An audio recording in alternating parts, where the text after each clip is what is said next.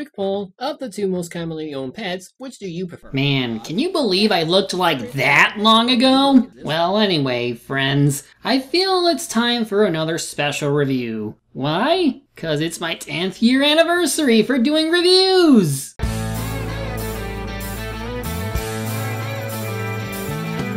That's right, 10 years ago, at around this point in July, I released my first ever review on cats and dogs, and from that point onward, I've immersed myself with a popular MMO that also served as a format for this show. While I've based my format off of more popular reviewers at the time, I have tried being more insightful and unique with the content I put out as time went on. Looking back on some of my earlier work, I could definitely see how some things didn't age well at all, but those stumbles are all part of a learning by doing, and I hope that my more recent work shows how much change I've gone through. I'll of course keep making videos for as long as possible, and I hope many of you follow along, but in any case, today it only feels right to talk about a movie based on the very thing this channel has utilized. I may have pushed this back a bunch, but there's no reason to do it now. It's time to talk about the Warcraft movie.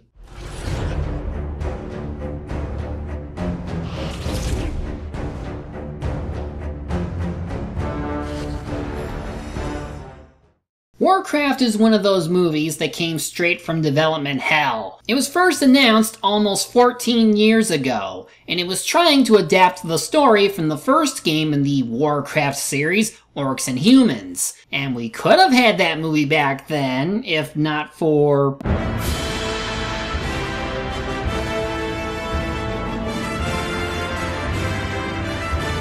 The delays kept on coming since 2009, and most of the stalling comes from the movie's inability to retain a director. The whirlwind ended when Sam Raimi gave way to Duncan Jones in January 2013. But then a script had to be finalized as well. Fun fact, Uwe Boll even offered to help before Blizzard rightly turned down his offer. It wasn't an easy time for Jones himself, especially with the passing of his famous father, David Bowie, in 2016. And the end result was a mixed bag. Critics were not impressed with the movie, and Rotten Tomatoes would give Jones his worst rating at the time at 28%. And yet, despite such skepticism, it ended up becoming the highest grossing video game movie of all time. How did this happen? Well, let's not delay this any further. Let's take a dive into the world of Warcraft with Warcraft. We open with one of the most common battles of the Warcraft universe,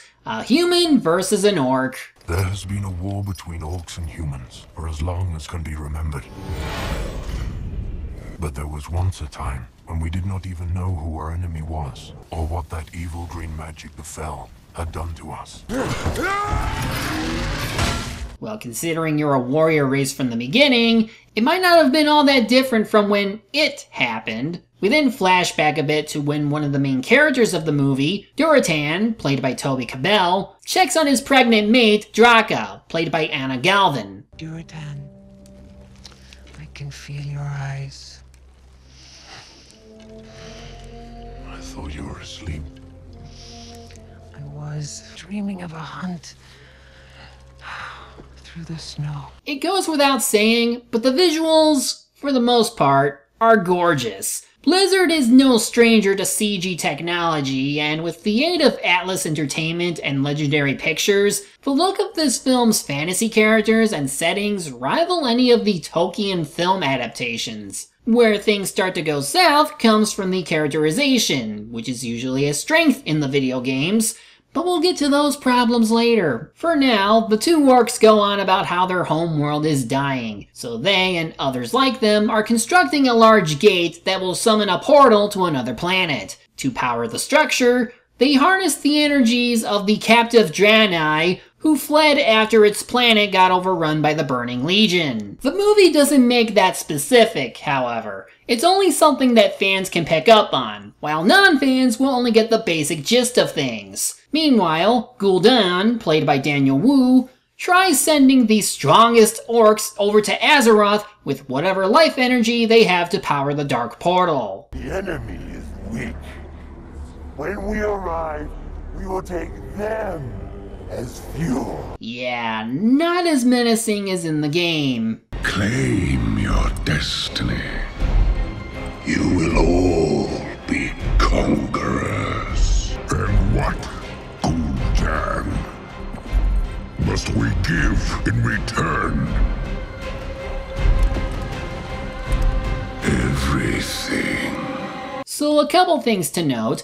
Gul'dan was not the original creator of the Horde. He only led them to another world, and in addition, the orcs actually needed someone to construct another gate on Azeroth for the portal to reach them. But apparently that's not needed in this movie, so long as they have the power of Fel. So Durotan and his wife take the plunge, but midway through, Drakka starts going into labor. Once they arrive, they oversee the birth of the child, only to find it dying. The other orc leaders weren't amused, though Gul'dan lends a hand.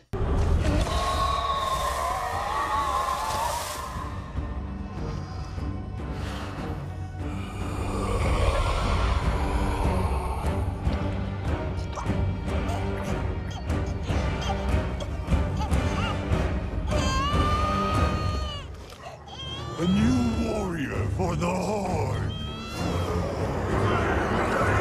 Well, at least this explains why Goel, who is basically baby Thrall, has green skin in this universe. Normally, the green skin only applies to orcs who got exposed to Fel magic, or drank the demon blood, and since his parents didn't get that in this timeline, they had to explain it somehow. But that's enough time for the Horde. We then cut to Ironforge, where we meet the main human character of the movie, Anduin Lothar, played by Travis Fimmel. He's checking out a new handgun from one of his dwarf friends, until he gets a letter asking him to go back to Stormwind City due to an attack by what we assume were the orcs. Turns out his entire garrison was taken out. The only person who witnessed it was a young mage from the Kirin Tor named Khadgar.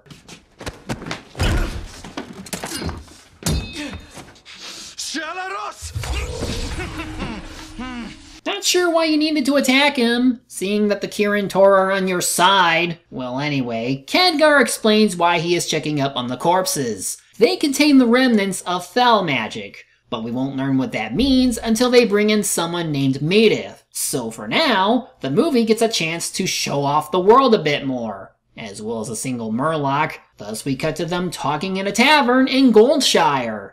Not sure why they couldn't do this in the castle. Anyway, we're introduced to the King of Stormwind, Lane Rin, played by Dominic Cooper. This him? Mm-hmm. Majesty. Dad? So who are you, mage? Now, Khadgar was a former Guardian apprentice who ran away from his duties, yet he still wants Lane to meet with Medivh regardless. We also learn that Lothar has a son, who will mean something later, even though he never had one in canon. But if all this sounds like esoteric exposition, then don't worry, you aren't the only ones. We really don't get a lot of time to know these characters that well, and that's kinda by design. Duncan Jones once said that he didn't like the premise of the original script, which supposedly had a humans good, monsters bad story. So what we see is his rewrite to even out the villainy, to have bad guys on both sides, as we'll later see. Now on the one hand, I do agree that the Horde is just flat out misunderstood at certain spots, and the poor treatment of non-human races like orcs can get tiring the 10th time around. However, what ends up happening is that the movie tries to juggle too many character arcs on all sides, thus making each character less distinct. Again, he was never in canon, and neither was Lane's wife, although she ended up making it into canon. Anyway, we arrive at Karazhan, which looks way different from its original counterpart. Lothar and Khadgar go to meet Medivh, who looks pretty ripped for a guy who was meant to be one of the most powerful mages on the planet. Our king summons you. Who's the boy downstairs? Khadgar notices some kind of specter in the library, and it leads him to a bookshelf.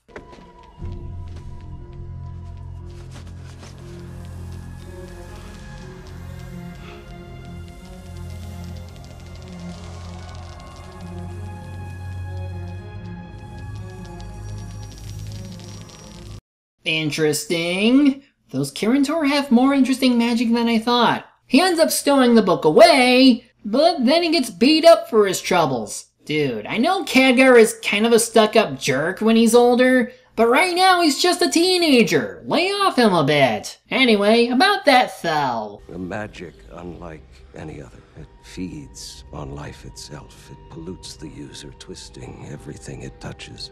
It promises great power, but it exacts a terrible price. There is no place for the Fel in Azeroth. Except in the hands of certain warlocks that your kingdom will employ sparingly. Medivh teleports everyone to meet King Lane, so now they set off to go look for the orcs. So as they're looking within the forests of their kingdom, you know what's coming. We have a pitched battle on our hands.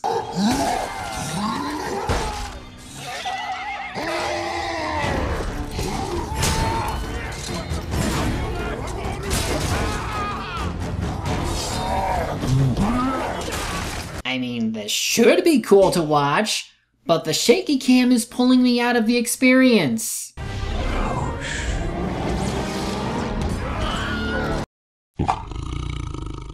Good. Anyway, Blackhand, one of Gul'dan's main officers, ends up losing a hand from Lothar's new gun. Medivh also casts a spell that destroys all the orcs affected by Fel, thus winning the battle for the humans. Afterwards, the mage decides to return to Karazhan to research these new enemies, while Lothar and company give chase on the escaping orcs. Lothar, in turn, knocks out one orc with the help of his trusty steed, but he now learns that the orcs have wolves to play with. How much do you love your master? I'll do it. Back off. Good job, except now that wolf is gonna run wild, and it's probably gonna upset the environment. An orc woman, who was freed by Durotan earlier, ends up attacking Khadgar, but he magics her into a tree. Thus, the humans now have 2 orc captives. What are you? And why do you attack our lands? He does not know what you speak. You speak our language? And I will wear your tongue. Really? It seems like we were hearing common from all of you this whole time. But this orc don't like it when she talks, and he dies after attempting to attack her. In any case, they bring her before the king so we can learn who she is. Garona. She calls herself Garona. What kind of being are you? She seems more like us than those beasts we fought. Orc. Orc. That's what you are, or the beast in the cage was. I know every race in the 7 kingdoms. I've never heard of orc. Now, in the games, Garona is considered to be half orc and half Draenei. At first, the movie seems to be following canon, given how she's first introduced, but later it's revealed to not be the case. But we'll get back to her at a later time. For now, back to the orcs. Gul'dan scolds Blackhand for being defeated. The former then forces the latter to stick his hand into the Felfire as punishment, but Durotan intervenes. You dare interrupt this judgment? We fought hard. Their warlock used your Fel against us. Only I can control the Fel. I see you and your men have survived. Perhaps Blackhand kept you safely away from the battlefield? Now, Durotan's character development concerns his faith with the orc traditions, and now he is responding to the changes as dictated by Gul'dan. He worries about how the orcs are slowly turning away from being honorable warriors for the sake of surviving in a new world, and how the next generation of orcs would turn out given their actions in the now. It's an interesting idea, but we have to move away from him in order to bring out more plot. Damn it, I was slowly getting invested in his possible character arc. Meanwhile, Queen Taria brings over food and warmth for the captive Garona. It's an attempt to bring her over to the human side, but it's definitely not a bad moment, since the prisoner never really experienced acts of kindness before. There is a life here for you, Garona. With us. A life of freedom. If you want it.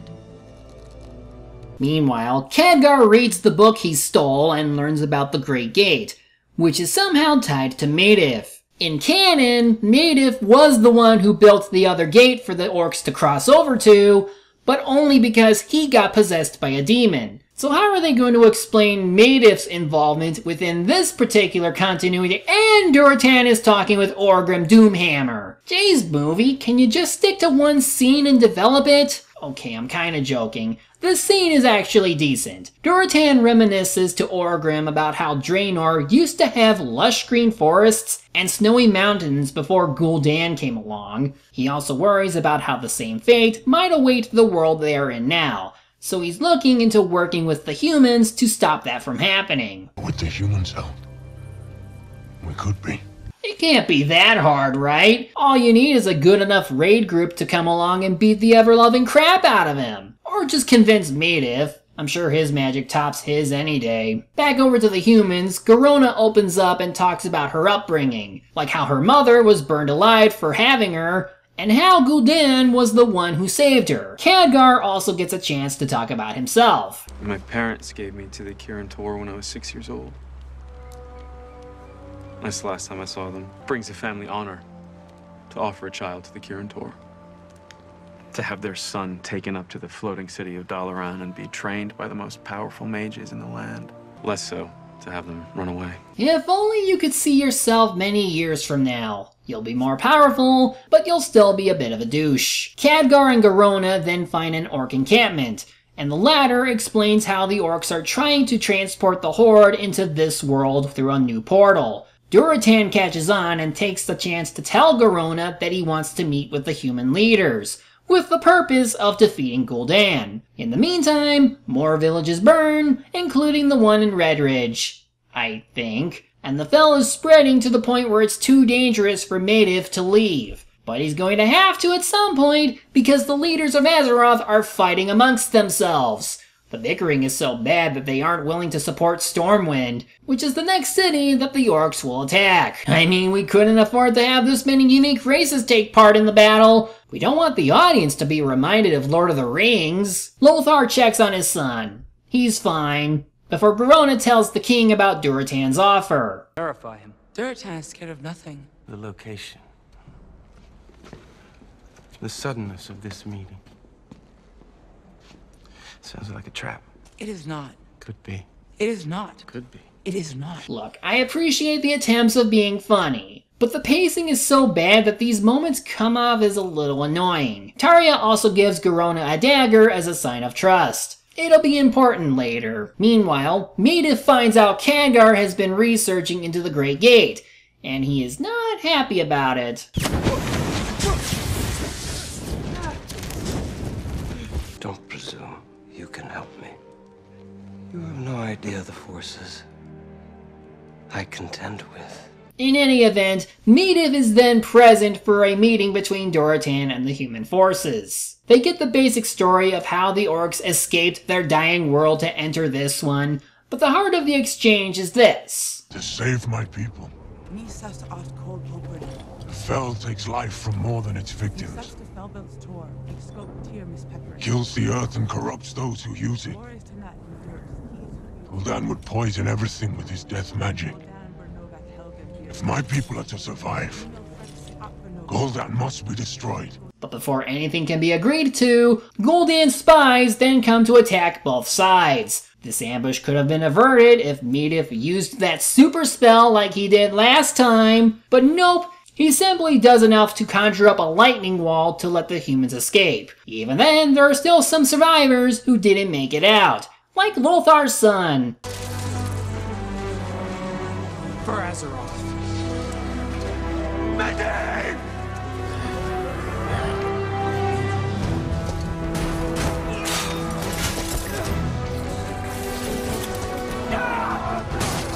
Okay, he actually does well on his own. But of course he doesn't escape, and the honor of killing him goes to Blackhand, showing off his new, black hand.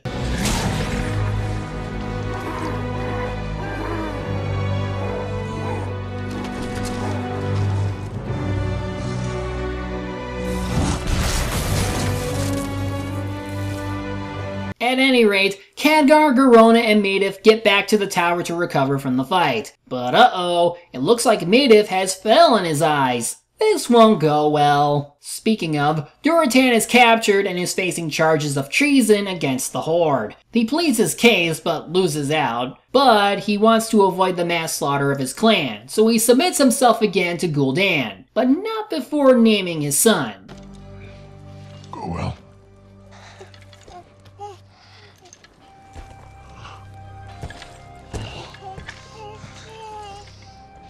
Anyway, now for the other big change in lore. Remember how I said that Garona was no longer half Draenei? Well... I am no orc. I am no human either. When I was younger, I used to feel apart from my kin. I traveled far and wide, looking for wisdom, feel a connection with all the souls I was charged. In my travels, I met a strong and noble people. Among them, a female who accepted me for who I was.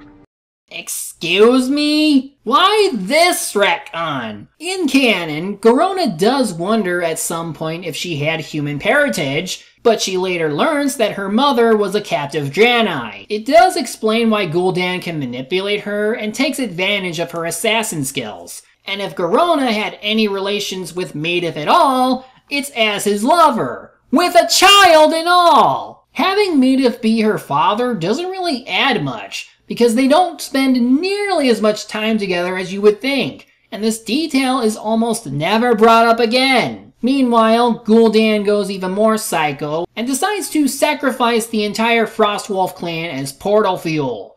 Orgrim, who actually sold out Durotan to Gul'dan earlier, reconsiders his life choices and tells Drakka to leave. Leave. Now. You should have trusted in your chieftain. Orgrim Doomhammer. Don't worry, Drakka. Orgrim will do your son a solid in the future. Meanwhile, Khadgar is off to Dalaran to call for aid. Despite having ran away from them, they are willing to listen, and they take him to see some giant cube called Elodie. In lore, he was a half-elf who was the first guardian of Tirisfal. Here, it's just some giant cube that existed as long as Azeroth has, and acted as a guardian. It opens up to Khadgar, and by going in, we see that Elodie was the cloaked figure from before. She explains what we already know. The Guardian has betrayed us. Medivh. I saw the fel in his eyes. He is consumed by it. If he is not stopped, this world will burn. I don't have the power to defeat a Guardian. Guardian is but a name. The true guardians of this world are the people themselves. I know you see what the Kirin Tor cannot. It's why you left them. No one can stand against the darkness alone. Yeah, that's nice and all, but we still have a couple other characters who need our attention. So we go back to Karazhan, where Madoff talks to Moros and thanks him for his services before he dips himself into the magic font with fel magic in tow, and tells him that everyone is doomed. Seems I have let the orcs into this world. The fel just twisted me. I don't even know what else I may have done. I just don't remember. I can't control the fel. No one can.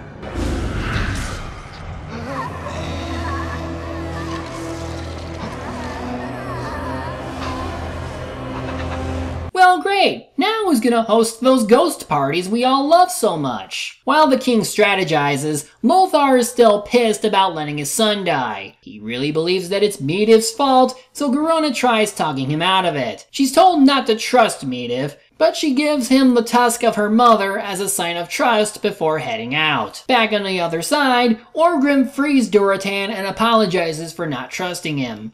The former tells the latter to flee with his wife and child, but Durotan still wants in on the fight. Elsewhere, the king is prepared to set off, but has one last discussion with his son. There is no other man I would entrust the safety of my family to, Varian.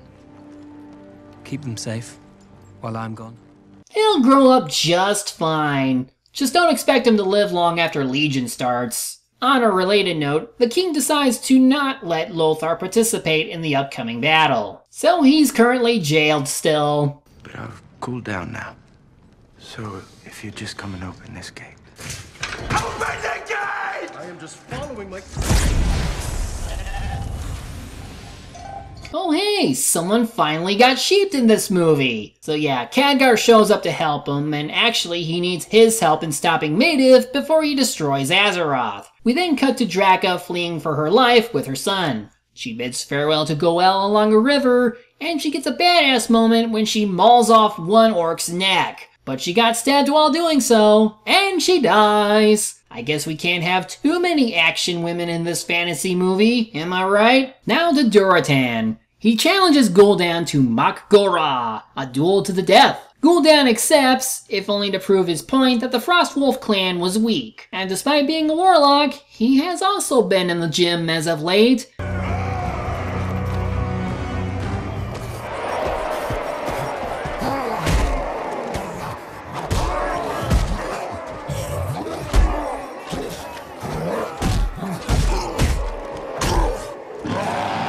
While they fight, we shift over to Karazhan, where Maediv has now become fully possessed by whatever demon has him. And as their battle commences, we cut back to the orcs.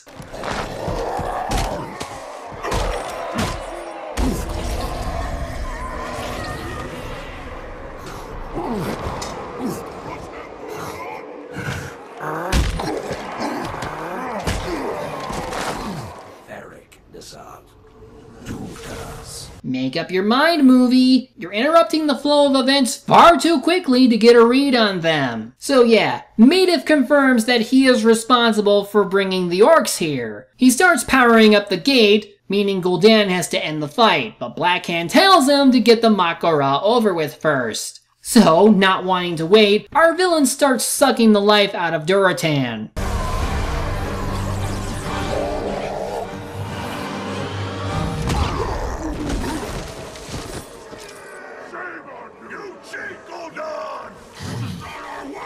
And knowing that he isn't going to win, Durotan musters the last of his strength to expose Gul'dan as having no honor, and pays the ultimate price.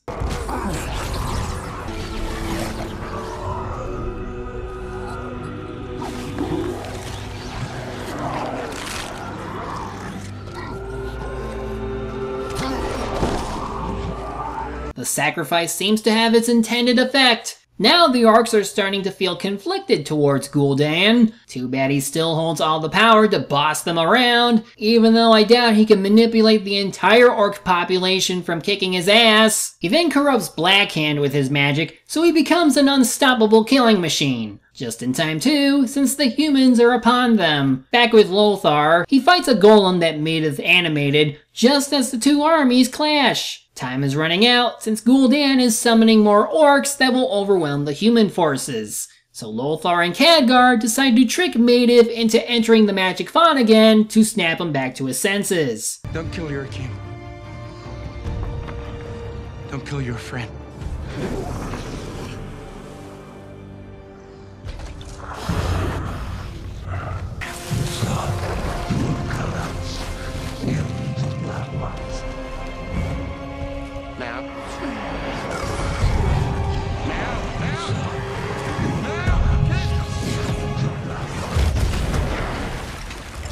Well, it worked, which means the portal shuts down and no more orcs can arrive. Khadgar is then shown to be affected by Fel after the battle, but he is still capable of purging the taint while restoring a wounded Maediv.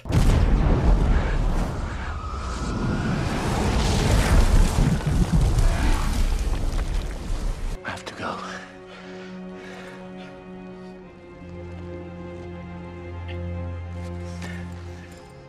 I'm proud of you. Maediv then summons a portal to help the people of Stormwind evacuate from the incoming Fel. Well, mission accomplished on saving most of the civilians, and the effort brings Maediv to death's door. Loneliness. It makes us weak. Khadgar. I'm sorry. I wanted to save us all. Is that why you did it? Did demons take advantage of your loneliness? But wait, the other battle is still raging on and the humans are losing that one. It gets so bad that King Lane, now in his last stand, tells Garona to kill him since it'll save her. Your killing me is the only hope we have for peace. You told Lady Taria that killing her would bring you honor. Well, killing me will make you a hero. Survive.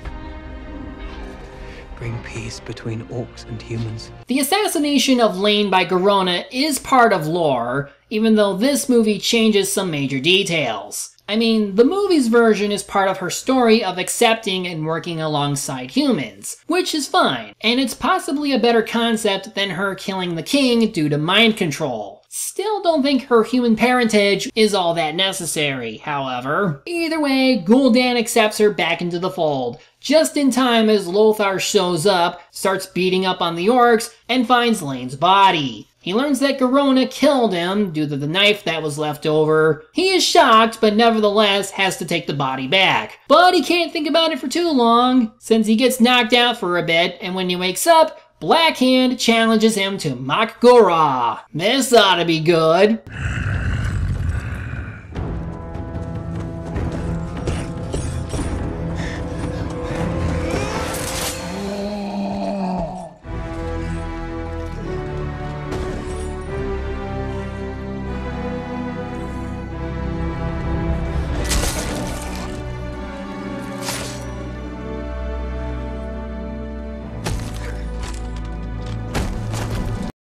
Well, that was disappointingly short. After the duel, Gul'dan orders the other orcs to finish off Lothar. Yet none of them do, for as per tradition, Lothar won, so he gets to leave. Quick, show some cameos! Do as I say! Traitors! Who will obey you if you go to war with your own kind? If you do this, you will lose the Horde. And this war is only beginning.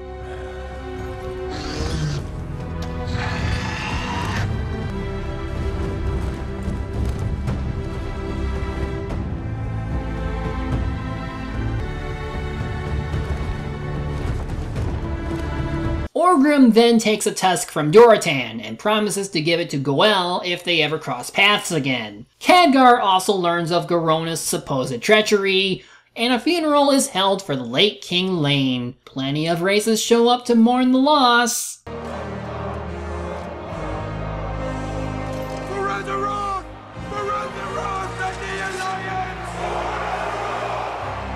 But wait, there's more! What happened to the baby? You are the son of Durotan and Drakka, an unbroken line of chieftains, and our people need a leader now, more than ever.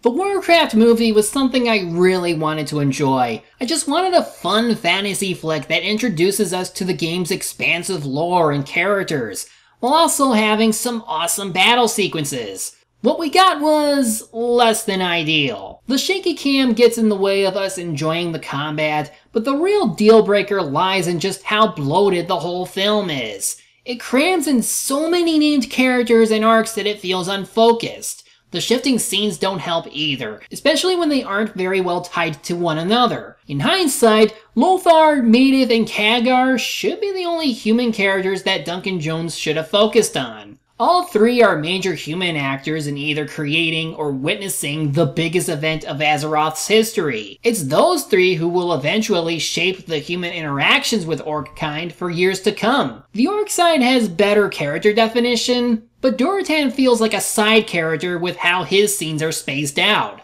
And after he dies, we kind of forget about him until we are shown his surviving son. The dialogue also gets in its own way. A main motif of the first game's story, which the movie is trying to adapt, is speaking truth to power. We have a small group of individuals who know of fell magic and its harms, and yet those in power are either ignoring the warning signs or are stoking that magic for their own purposes. But we don't get that theme across since the characters' lines feel so empty, to the point where they feel more like exposition than anything else. This isn't to say that the movie is all bad. The visuals are top notch, so long as the shaky cam isn't there to ruin it. The orcs at least feel real at times, and the set pieces look amazing compared to their in-game counterparts. But Blizzard should have done better. And I know it could have been done better. For all its faults and highly problematic choices in the business world, it still has a very talented team of writers who created some of the most iconic, memorable, and well-written characters in not just the fantasy genre,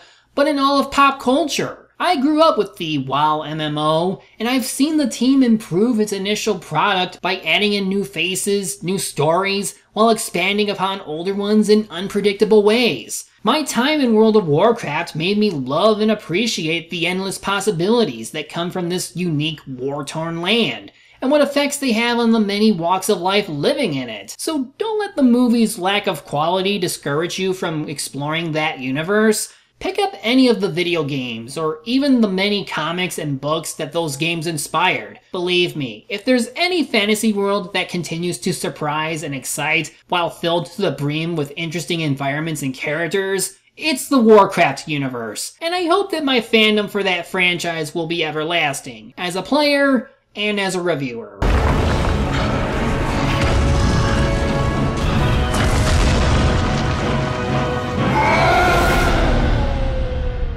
I'm the Media Hunter. Media's my prey, and reviewing them my way.